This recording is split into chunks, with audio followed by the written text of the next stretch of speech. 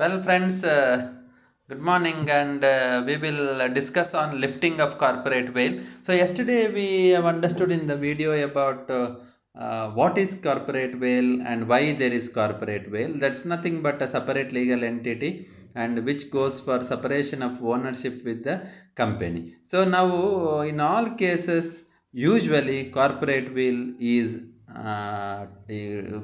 veil takes place in a company, but in some of the cases corporate veil is lifted. So ಯಾವುದೆಲ್ಲ ಕೇಸಲ್ಲಿ corporate veil lift ಆಗ್ತದೆ ಅಂತ ನೋಡುವ. So grounds on which corporate veil is lifted. So first one is where the company is a sham ಅಂದರೆ fraud ಅಂತ. So ಇದಕ್ಕೆ ಒಂದು case ಮೂಲಕ ಅವರು ಎಕ್ಸ್ಪ್ಲೈನ್ ಮಾಡ್ತಾರೆ. ಗಿಲ್ಫೋರ್ಡ್ ಮೋಟಾರ್ ಕಂಪನಿ ವರ್ಸಸ್ ಹಾರ್ನೆ ಅಂತ ಕೇಸ್ 1933 ಅಲ್ಲಿ ಆದ case.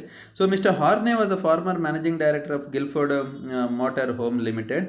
So his employment contract stipulated a condition that he should not solicit his customers of the company once ಈ ಲೀವ್ಸ್ ಇಸ್ ಜಾಬ್. ಅಂದರೆ ಒಂದ್ಸಲ ಕಂಪನಿ ಬಿಟ್ಟ ಮೇಲೆ ಅವರ ಕಂಪನಿಯ ಕಸ್ಟಮರ್ಸನ್ನು ತಾನು ಎಳೆಯಬಾರ್ದು ಅಂತ ಒಂದು ಇದಿತ್ತು.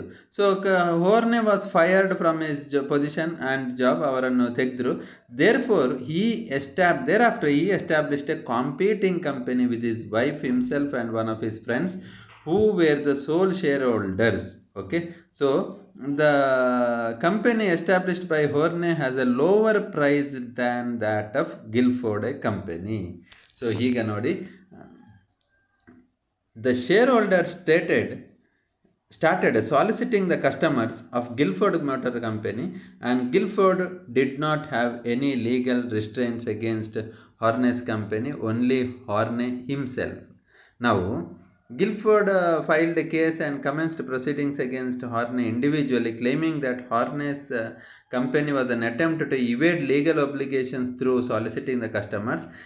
It was held that, it was held that company was set up to evade Horne's contractual obligations and was used as an instrument to fraud to conceal Mr. Horne's illegitimate actions. The court pierced the corporate veil and ordered an injunction against Horne. ಅಂದರೆ ಈ ಕೇಸಲ್ಲಿ ಏನಾಯ್ತು ಅಂದರೆ, Horne was a working managing director of a company.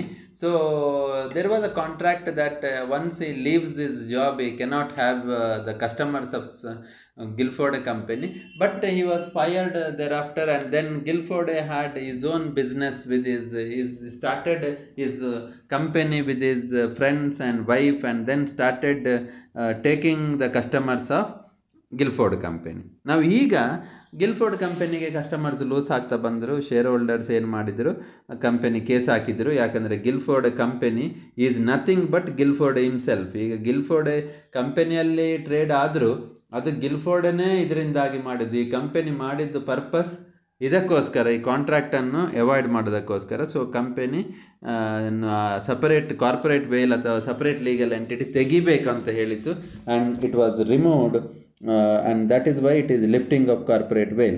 Then invocation of principle of a agent. So ಇಲ್ಲಿ RG films limited 1953 case ಉಂಟು. An American company financed a production of film in India in the name of Britain company. Okay, ಇಲ್ಲಿ American company started a production of film in India under Britain ಇದು. So okay, Britain company 90% of the shares of the British company was held by the president of American company. The company had no business other than registered office, and it had no staff. Therefore, the film at the time of release was refused by the Board of Trade to register as it is a British film, because the British company acted merely as an agent of American company. So American company ಇದು ಇತ್ತು, complete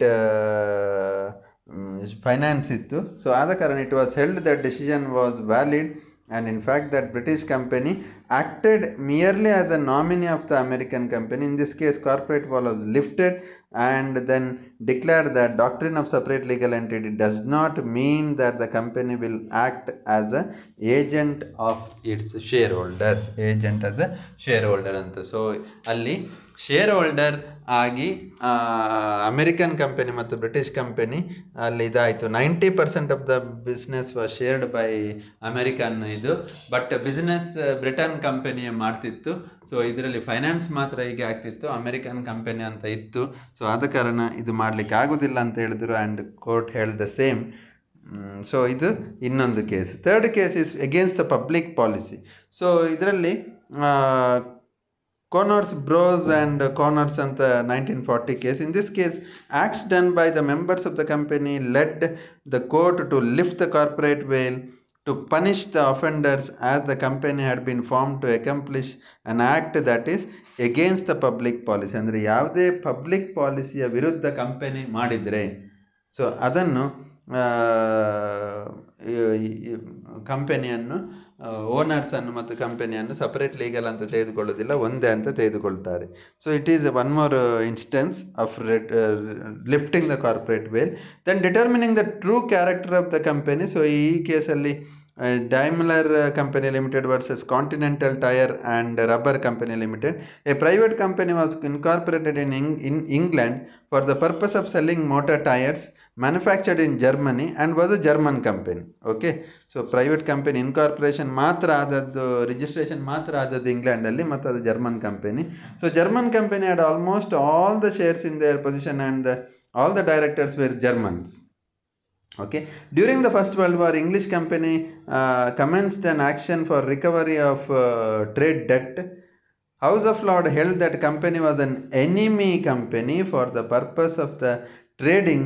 It was because it was if it is effective control over the management in the hands of Germany. The court held that it is against the public policy if there is trade among them, and hence it was a decided company that will not be allowed to proceed with the action. ಯಾಕಂದರೆ ಅದು German company ಆಗಿತ್ತು, against ಇತ್ತು, world ವಾರಲ್ಲಿ enemy country ಆಗಿತ್ತು. So ಹಾಗೆ ಇದ್ದರೆ ಕೂಡ ಆಗೋದಿಲ್ಲ. ಸೊ ಇಲ್ಲಿ ಒನ್ ಮೋರ್, ಈಗ fifth one is protection of revenue. So tax evasion ಮಾಡಲಿಕ್ಕೆ ಯಾವುದಾದ್ರೂ ಕಂಪನಿ ಸ್ಟಾರ್ಟ್ ಮಾಡಿದರೆ ಅದನ್ನು ಕೂಡ ಆ ಕೇಸಲ್ಲಿ ಲಿಫ್ಟ್ ಮಾಡ್ತಾರೆ, ಕಾರ್ಪೊರೇಟ್ ವೇಲ್. ಸೊ ಇಲ್ಲಿ commissioner of income tax, CIT, commissioner of income tax versus Meenakshi Mills Limited. So in this particular case ಏನಾಯ್ತು ಅಂದರೆ, ಕಂಪನಿ ಸ್ಟಾರ್ಟ್ ಮಾಡಿದ್ದು ಇದಕ್ಕೋಸ್ಕರ, ಏನು ಟ್ಯಾಕ್ಸನ್ನು ಇವೇಡ್ ಮಾಡೋಕ್ಕೋಸ್ಕರ ಅಂತ ಇದಾಯಿತು.